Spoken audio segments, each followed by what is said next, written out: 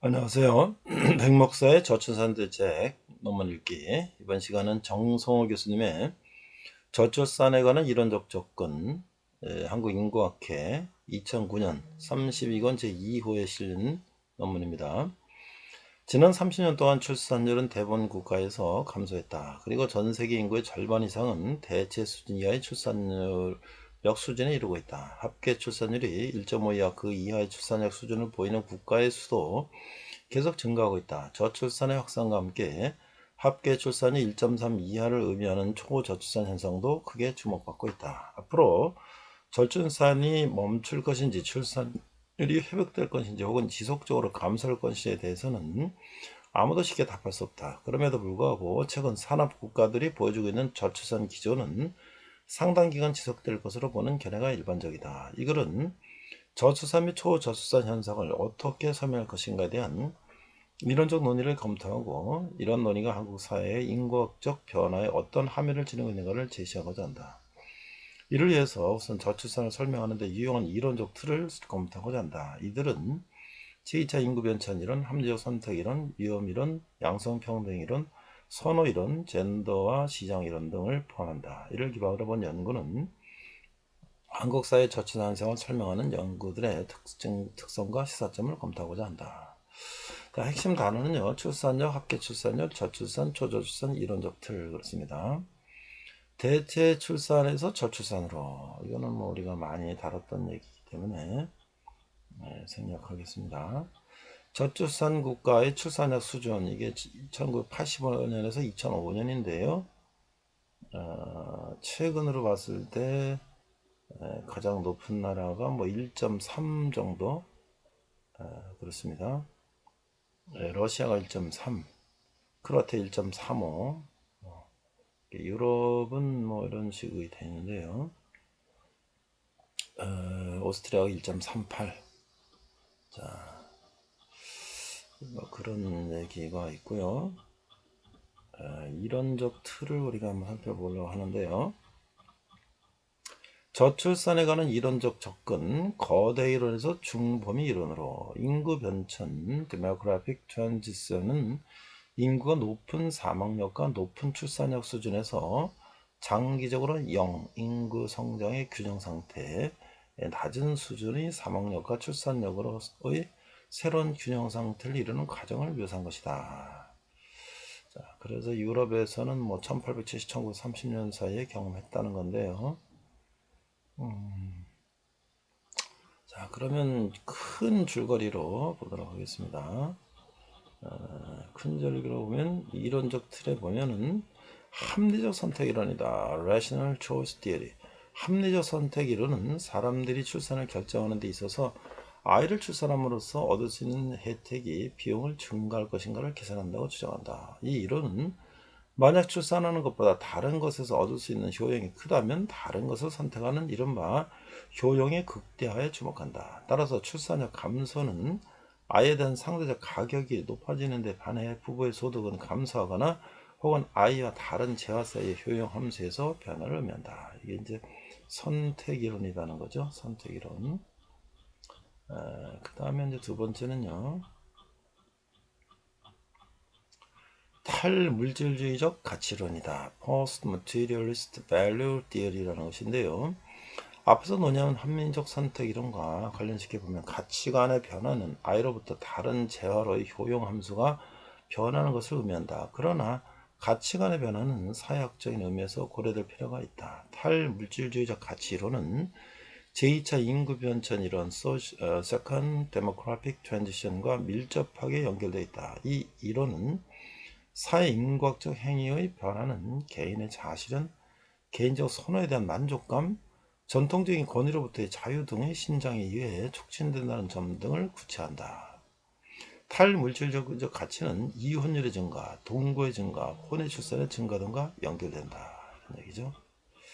자, 다음 세 번째 보면은 젠더, 가족, 시장, 그리고 국가. 젠더, 가족, 시장, 국가 등과 같은 제도들의 변화는 왜 출산력이 변하는가에 대한 연구에서 중요한 부분을 이룬다. 이런 제도들은 출산 결정에 영향을 주는 기회, 제한, 위험 및 수요 등의 근원을 이룬다. 사실상 출산력 변천에 대한 설명은 이런 제도들이 사회마다 매우 상이하기 때문에 독특한 양상을 보이기도 한다.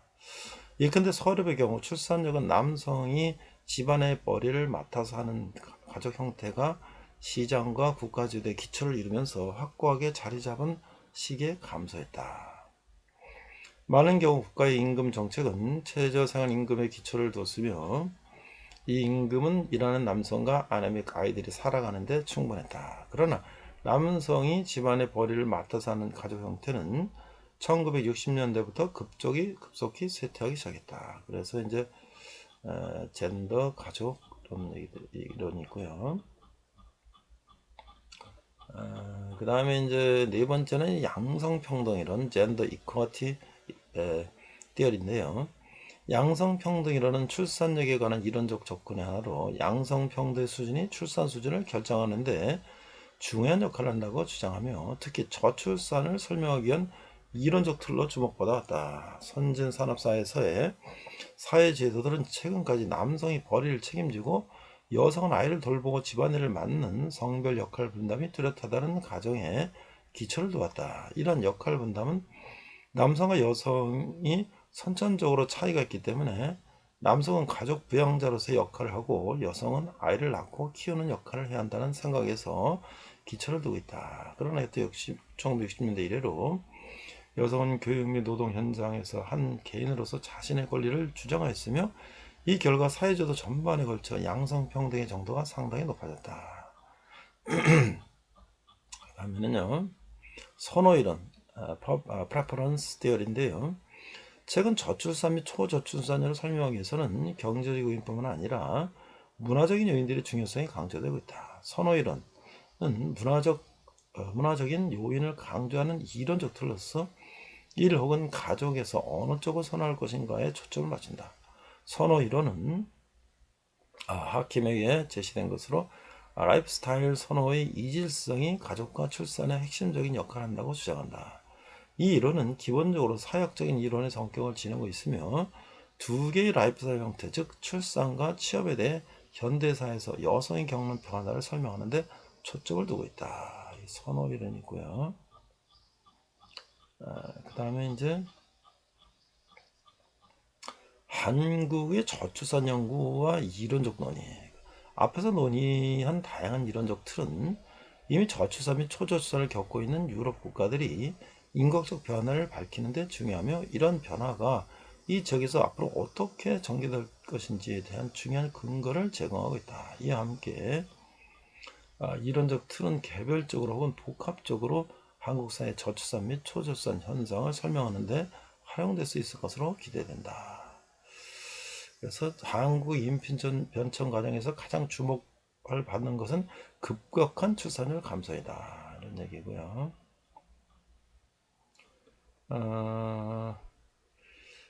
이런 한계에도 불구하고 최근 한국 출산력이 대체 수준 이하로 저하한 것을 설명하기 위해서 제2차 출산력 변천의 개념을 도입한 김두섭의 연구는 주목할 만하다. 그는 제2차 출산력 변천에서는 1차 출산력 변천과 달리 사망력의 저하와 인구 이동의 영향이 축소된 반면 가치관과 태도의 역할이 크게 강조되는 점에서 주목했다. 즉 결혼과 출산에 대한 가치관과 태도의 변화, 새로운 라이프스타일의 선택, 양성평등 관념의 확산이 한국의 급격한 출산력 저하를 설명하는 요인으로 봤다. 이런 얘기죠.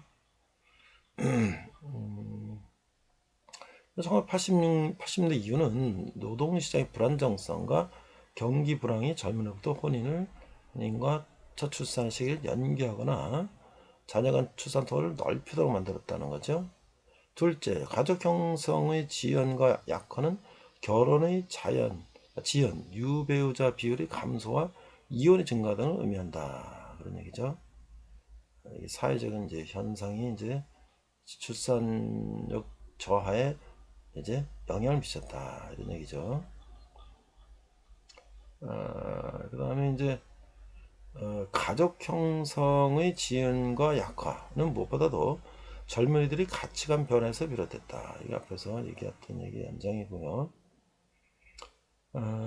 그리고